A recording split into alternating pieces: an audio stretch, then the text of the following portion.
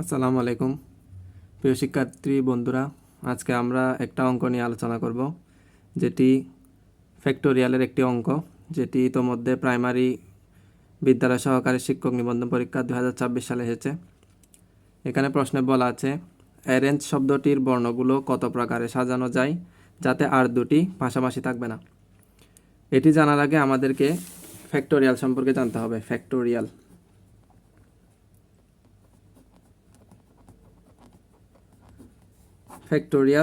আর যে এখানে যে অঙ্কটি আছে সেটাকে বলা হয় বিন্যাসের অঙ্ক, আর বিন্যাসকে বলা হয় পারমিউটেশন।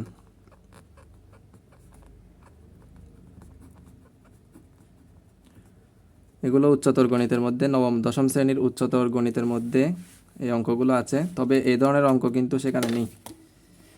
এখন আমাদের সবার আগে জানতে হবে ফ্যাক্টোরিয়াল জিনিসটা কি।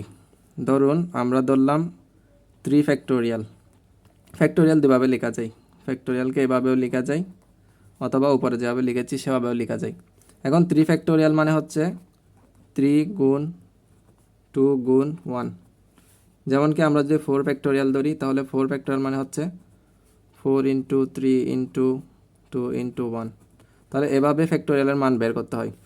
এখন আমরা যেহেতু ফ্যাক্টোরিয়ালের নিয়মটা আমরা জেনে গিয়েছি, এখন আমাদের জানতে হবে এই প্রশ্নটা কীভাবে সমাধান করা যায়। তো এখানে আমি আগে থেকে ভিডিওটি লম্বা না হওয়ার জন্য সূত্রটি আগে লিখে রেখেছি। এখানে মোট বিন্যাস সমান মোট সংখ্যা, এটাকে ডিভাইড করতে হবে মোট পুনরাবৃত্ত সংখ্যা।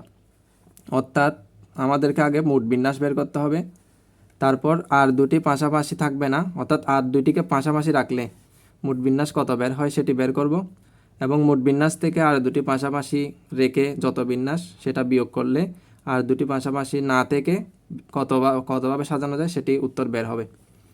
এখন আমরা আগে এটি বের করব। এখানে আমরা খেয়াল করলে দেখা যায় এখানে সংখ্যা কয়টি, 1 2 3 4 5 6 7। তাহলে আমরা এটাকে লিখতে পারি 7 ফ্যাক্টোরিয়াল। আর মোট পুনরাবৃত্ত সংখ্যা দেখা যায় একবার, 2বার। তাহলে আমরা এখানে 2 ফ্যাক্টোরিয়াল লিখতে পারি, গুণ আরও একটি রিপিটেড সংখ্যা আছে, অর্থাৎ পুনরাবৃত্ত রিপিটেড সংখ্যা এখানে আর 2বার আছে, তাহলে এটা 2 ফ্যাক্টোরিয়াল। 7 ফ্যাক্টোরিয়াল মানে আমরা জানি 7 থেকে উল্টো যাবে, 7 6 5 4 3 2 1। এক না লিখলেও সমস্যা নেই, তবে অঙ্কের নিয়ম অনুসারে লিখতে হয়। আর এখানে 2 ফ্যাক্টোরিয়াল মানে হচ্ছে 2 ইন্টু 1। এখানে যেহেতু আবার 2 ফ্যাক্টর আছে, তাহলে 2 ইন্টু 1। তাহলে এখানে আমরা কাটতে পারি, এখানে 2 দিয়ে 2কে সরাসরি কাটা যায়, আবার 2 দিয়ে 2 দুগুণে 4 কাটা যায়। তাহলে নিচে যেহেতু 1 1-এর দাম নেই, আমরা এটাকে এভাবে লিখতে পারি 7 6 গুণ 5 গুণ 3 গুণ 2, অথবা 2 আগে পরে লিখলেও সমস্যা নাই। এখন আমরা এটাকে গুণ করব, 3 দুগুণে 6, 5 6 30, 6 30-এ 3 4 180, 180-কে 7 দিয়ে গুণ করলে 7 0 0, 7 8 56, 6 হাতে আছে 5, 7 1 7, 7 5 12। তাহলে 1260 হচ্ছে আমার মোট বিন্যাস। এখন আমাকে বের করতে হবে এমনভাবে আর দুটি পাশাপাশি থাকবে না, তাহলে আর দুটি পাশাপাশি রেখে মোট বিন্যাস কত হয়। তাহলে আমরা এবার বের করতে পারি আর দুটি পাশাপাশি রেখে।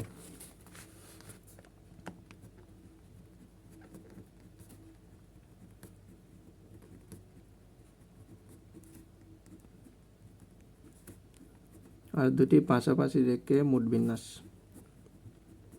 আমি এখানে বাংলায় লিখছি, এগুলো আসলে ইংলিশে লেখা হয় পারমিউটেশন মোট বিন্যাস।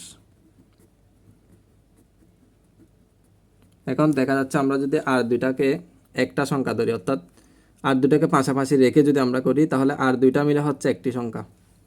তাহলে দেখা যায় 1 2 3 4 5 6, এখানে হয়ে যাচ্ছে 6 ফ্যাক্টোরিয়াল, কারণ মোট সংখ্যা এখন 6 হয়ে যাচ্ছে, 6 ফ্যাক্টোরিয়াল। আর এখানে রিপিটেড সংখ্যা, যেহেতু আর দুটাকে আমরা একবার ধরে ফেলেছি, তাহলে রিপিটেড সংখ্যা আছে কয়টি, শুধু 2টি, তাহলে 2 ফ্যাক্টোরিয়াল এবার আসছে।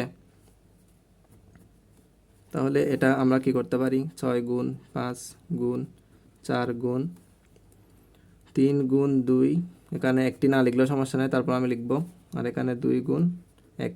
তাহলে 2কে 2 দিয়ে সরাসরি কেটে দিলাম। এখানে আছে 6 গুণ 5 গুণ 4 গুণ 3 গুণ 1। তাহলে 6 5 4 3 2 1, ঠিক আছে। তাহলে 3 একে 3, 3 4 12, 5 12 60, আর 60-কে 6 দিয়ে গুণ করলে 6 6 36, 360। এখন এটি হচ্ছে আর দুটি পাশাপাশি রেখে, আর এটা হচ্ছে মোট বিন্যাস। তাহলে আর দুটি পাশাপাশি না রাখলে, অর্থাৎ মোট বিন্যাস থেকে আর দুটি পাশাপাশি রেখে যত বিন্যাস, এটা থেকে এটা বিয়োগ করলে আমরা সরাসরি আনসার পেয়ে যাব আর দুটি পাশাপাশি না রেখে বিন্যাস কত। তাহলে আমরা লিখতে পারি, সুতরাং আর দুটি পাশাপাশি না রেখে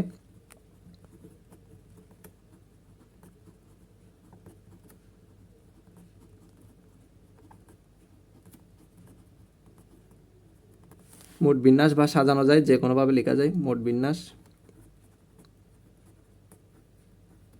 সমান ওই যে মোট বিন্যাস 1260, এখান থেকে আমি বিয়োগ করব আর দুটা পাশাপাশি রেখে যত হয়। এখন এটা বিয়োগ করলে না রেখে কত সেটি বের হবে। তাহলে দেখা যাচ্ছে 0 থেকে 0 যাবে না 0, 6 থেকে 6 যাবে না 0, 12 থেকে 3 গেলে আর 9। অর্থাৎ প্রাইমারিতে যে প্রশ্নটা এসেছে তার আনসার হবে 900। আমি সরাসরি এখানে করে দেখালাম। ধন্যবাদ সবাইকে পাশে থাকার জন্য। ভালো থাকবেন। আসসালামু আলাইকুম।